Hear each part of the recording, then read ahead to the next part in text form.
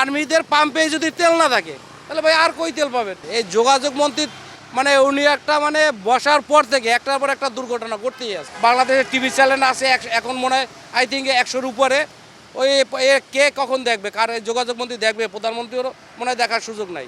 আমাদের যে তেল নিয়ে যে প্যানিকটা তৈরি হয়েছে, এইটা গভর্নমেন্টেই এটা প্যানিকটা তৈরি করছে বেশি।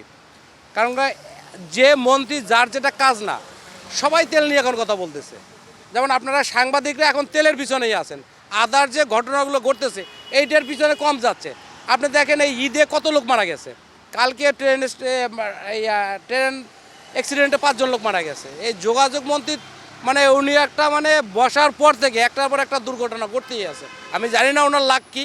হ্যাঁ, নাম্বার 1, নাম্বার 2 তেল নিয়ে কালকে উনি বলল যে তেল যদি আপনি না পান তাহলে আমারা জানান। ভাই আপনারা সাংবাদিক, আপনারা মিডিয়া, আপনারা ওনারা জানান। সকাল থেকে সবাই বসে আছে তেলের জন্য। ট্রাস্ট একটা অথেন্টিক জায়গা, এদের কানেকশন আমার মনে হয় আই থিঙ্ক বাংলাদেশের সবথেকে বড় কানেকশন হল আর্মির। আর্মিদের পাম্পে যদি তেল না থাকে তাহলে ভাই আর কই তেল পাবেন? এখন আপনি সাক্ষাৎকার নিতেছেন, এর সবাই 7টা থেকে বসে আছে, 8টা থেকে ভোর রাতে থেকে বসে আছে, কারো কোনো তেল নাই।